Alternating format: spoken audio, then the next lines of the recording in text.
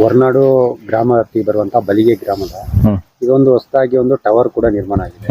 But ಈಗ tower ಸರಿಯಾಗಿ signal ಸಿಗ್ತಾ ಇಲ್ಲ ಅಂತ ಹೇಳಿ ಸ್ಥಳೀಯರು ಕೂಡ ಆರೋಪ ಮಾಡ್ತಾರೆ. ಈಗಾಗಲೇ ಅದು ಆಗಿ 1 ವರ್ಷ ಆಗ್ತಾ ಬಂತು, ಇದುವರೆಗೂ ಸರಿ ಯೂಸ್ ಆಗ್ತಾ ಇಲ್ಲ.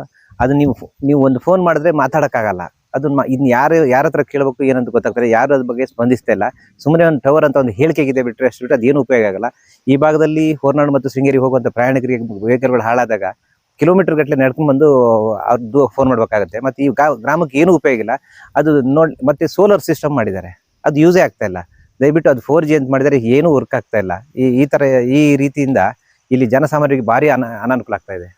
ಈಗ ಏನು BSNL ಟವರ್ಗಳು ಅಂತ ಎಲ್ಲೆಲ್ಲಿ ಆಗಿದ್ದಾವೆ ಅವು ಯಾವುದೂ ಯೂಸ್ ಆಗ್ತಾ ಇಲ್ಲ. ಇದು ಸುಮ್ಮನೆ ತೋರಣಿಕೆಗೆ ಅಷ್ಟೇ ಒಂದು ಟವರ್ ಇದೆ ಅಂತ ಬಿಟ್ಟರೆ ಅದು ಏನು ಉಪಯೋಗ ಇಲ್ಲ. ನಮ್ಮದಂತ ಇಡೀ ಕಳಸಾ ತಾಲೂಕು ಸುತ್ತಮುತ್ತ ಎಲ್ಲೆಲ್ಲಿ ಟವರ್ಗಳಿದ್ದಾವೆ ಅವು ಯಾವುದು ಸರಿಯಾಗಿ ಸ್ಪಂದಿಸ್ತಾ ಇಲ್ಲ, ಅವು ಯಾವ ವರ್ಕ್ ಆಗ್ತಾ ಇಲ್ಲ. ದಯವಿಟ್ಟು ಇದಕ್ಕೆ ಸಂಬಂಧಪಟ್ಟ ಅಧಿಕಾರಿಗಳು ಎಚ್ಚೆತ್ಕೊಂಡು ತಕ್ಷಣವೇ ಅದನ್ನ ರೆಡಿ ಮಾಡಬೇಕಾಗ್ತದೆ.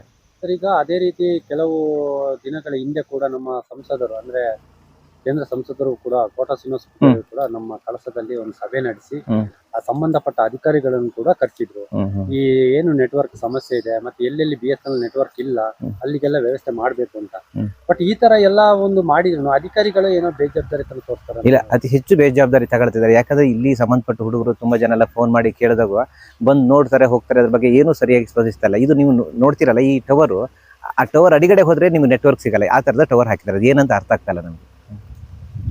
ನಮ್ಮ ಕಳಸಾ ತಾಲೂಕು, ಇಡೀ ಕಳಸಾ ತಾಲೂಕು ಎಲ್ಲಾ ಭಾಗದಲ್ಲಿ ಈಗ ಏನು ಹೊಸದಾಗಿ ಈ ಕೇಂದ್ರ ಸರ್ಕಾರದ ಯೋಜನೆ ಅಂತ ಹೇಳಿ ಒಂದು BSNL ಟವರ್ ಅಂತ ಹಾಕ್ತಾರಲ್ಲ, ಯಾವುದು ವರ್ಕಿಂಗೇ ಇಲ್ಲ ಸರಿಯಾಗಿ.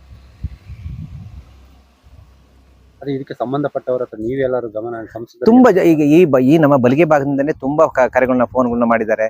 ಚಿಕ್ಕಮಗಳೂರಿಗೆ ಅವೆಲ್ಲ ಸಂಬಂಧಪಟ್ಟ ಇಲಾಖೆಯಲ್ಲಿ ಫೋನ್ ಮಾಡಿದಾಗ ಅದು ಯಾರೋ ಬರ್ತಾರೆ, ಕಳಿಸ್ತೀವಿ, ನೋಡ್ತೀವಿ ಅಂತ ಬಿಟ್ರೆ ಏನು ಕೆಲಸ ಆಗ್ತಾ ಇಲ್ಲ. ಅದನ್ನ ಕೆಲವೊಂದು ಕುಗ್ರಾಮಗಳಿಂದ ಸರ್ ಭಾರಿ ಕಷ್ಟ ಆಗ್ತದೆ. ನೀವು ನೋಡಿ 2-3 ಕಿಲೋಮೀಟರ್ ಗಟ್ಟಲೆ ದೂರ ಹೋಗಿ ಫೋನಲ್ಲಿ ಮಾತಾಡುವಂತ ವ್ಯವಸ್ಥೆ ಆಗಿದೆ. ಇಲ್ಲಿ ಅತಿ ಹೆಚ್ಚು ಗ್ರಾಮೀಣ ಪ್ರದೇಶ, ರಿಮೋಟ್ ಏರಿಯಾ ಇದೆ. ಇಲ್ಲೇನು ನೆಟ್ವರ್ಕೇ ಇಲ್ಲ. ಇಲ್ಲಿ ನಿಮ್ಮನ್ನು ಒಂದು ಹೊಳೆ ದಾಟಿ ಬರಬೇಕು, ತುಂಬಾ ಸಮಸ್ಯೆಗಳಾಗ್ತವೆ. ಇದ್ರ ಬಗ್ಗೆ ತಕ್ಷಣ ಇದನ್ನ ಎಚ್ಚೆತ್ಕೊಂಡು ಸಂಬಂಧಪಟ್ಟರು ರೆಡಿ ಮಾಡ್ಕೋಬೇಕಾಗುತ್ತೆ. ಸವಿಂಜಯ್ ಅಂತ ನನ್ನ ಹೆಸರು.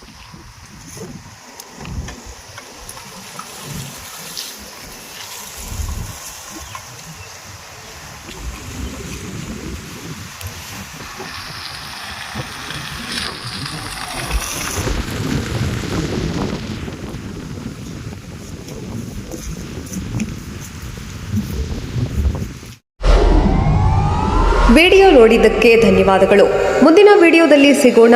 ಕ್ಷಣ ಕ್ಷಣದ ಸುದ್ದಿಗಾಗಿ ವೀಕ್ಷಿಸಿ ನ್ಯೂಸ್ ಕರ್ನಾಟಕ, ಸದಾ ನಿಮ್ಮ ಜೊತೆ.